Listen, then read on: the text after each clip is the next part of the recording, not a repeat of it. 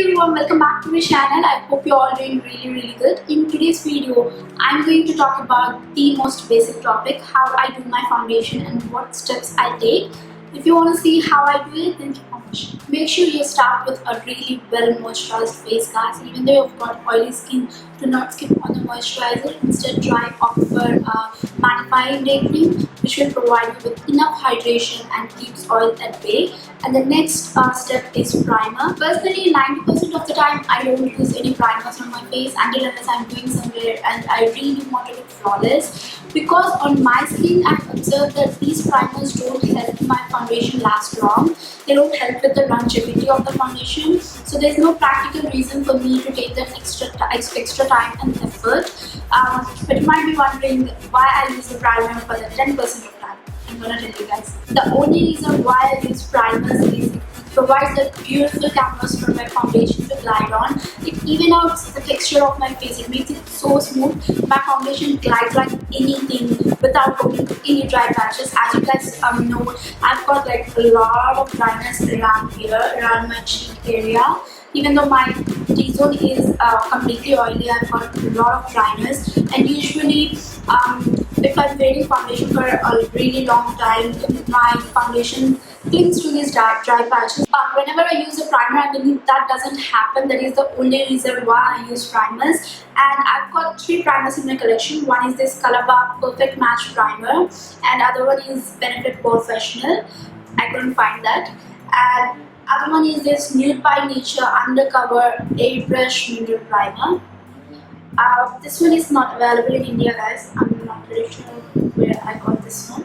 So yes, this is a water-based mineral primer, and this is a silicone-based primer, guys. And also, whenever you're choosing a primer, try to coordinate with the foundation. If the foundation is silicone-based, use a silicone-based primer, and if the foundation is water-based, like MAC Face and Body Foundation, try to use a water-based primer.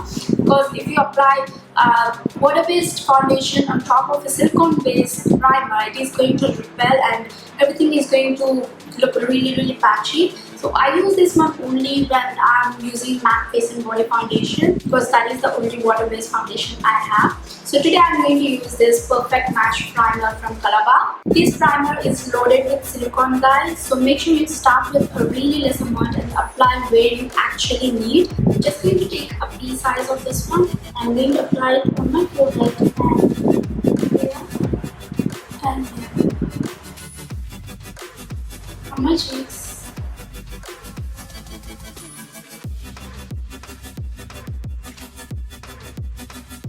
I always use my fingers to apply the primer so that I use a less amount.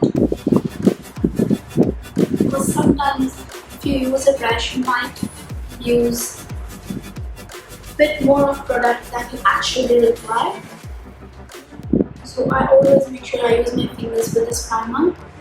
And the next step is color correction, guys. If you have major pigmentation issues, or if you have a lot of discoloration, or if you have a lot of redness going around there, you can totally use the green, peach, yellow color correctors, whatever is apt for you. But I don't have that much of pigmentation issues. I do have the pigmentation around my mouth, but I don't need a peach corrector or anything. Instead, I use my MAC Select Moisture Cover. This one have a little bit of peach undertone, so it kind of cancels out that pigmentation around my mouth, but I don't have like major issue. If you don't have a lot of pigmentation or a lot of redness, you don't have to use like a fancy color corrector, guys. You can totally get away with your concealer. Just make sure you're choosing the right shade.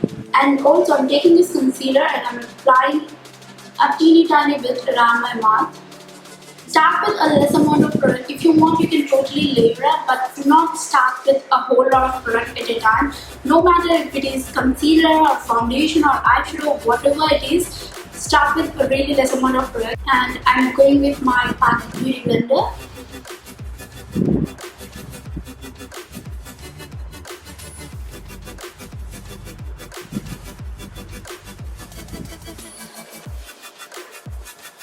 On camera, you might not see much difference, but it definitely helps to even out that area. And after this, I'm going to go with my foundation, and the foundation I'm using at the moment is this L'Oreal Infallible Foundation.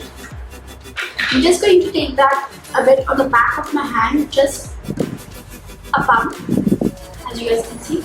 In case if you don't know or if you're new to my channel, I've got normal to combination skin, guys. My T-zone is pretty oily and the rest of my face is really dry, and it is getting more drier and drier as I'm aging. So yes, I'm going to mix a bit of this Vichy thermal spa water. I'm just going to spray it on top of that foundation, and I'm going to mix.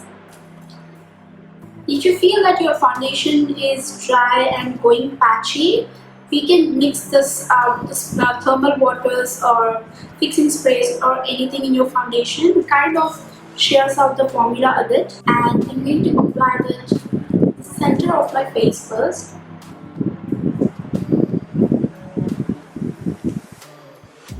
Again, start with a less product, guys. If you want, you can totally clear up. And to blend the foundation, most of the times I just use a makeup sponge, like a wet makeup sponge. It might be the Real Techniques one or Beauty Blender or the sponge one. Other than this, I also use this Real Techniques buffing brush. So I'm just going to dab this foundation. And also make sure, guys, you start blending your foundation from the center of your face, because this is the area where you need the most coverage. Like, you have to melt this area. Like, if you observe your face, the center part would be much more lighter than the perimeter of your face. So you have to mesh this area with this one. Like, it kind of blends into your neck. As you guys can see, even though I haven't used a lot of foundation, it kind of looks even. And also make sure you take your foundation down to your neck. But personally, I don't do that more often, only because if I wear any collar shirts or anything, it stains them really badly. So I don't take my foundation down to my neck. Instead, I'll make sure that I'm choosing a right shade of my foundation, so that it don't look like a mask and meshes with the rest of my body.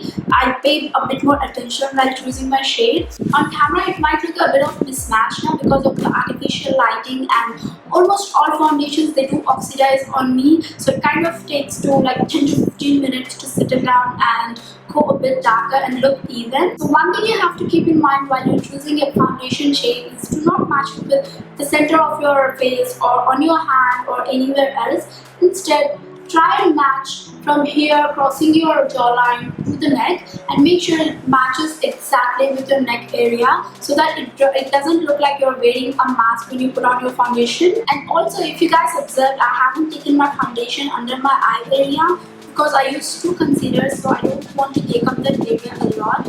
I use a corrector kind of thing first, which I've used in before, like around my mouth, the MAC one, and I use a highlighting concealer. So I don't take my foundation down there, because I really don't want to make that area look cakey. Now I'm going to do the rest of my face and come back. And I'm back with my face on, and this liner reminds me those really long bullhorns. I've never done my liner this intense. This is definitely not my cup of tea. So yes, guys, this is how I do my foundation every time. And if you want me to cover these kind of basic topics in my future videos, do let me know in the comments. Or if you have any special requests, like how I do my concealer or how I do my contour, do let me know in the comments below. I'd love to do for you. And if you like this video, give this a big thumbs up. If you found this helpful, share it with your family and friends who are interested in makeup. And I will see you in my next video. Bye.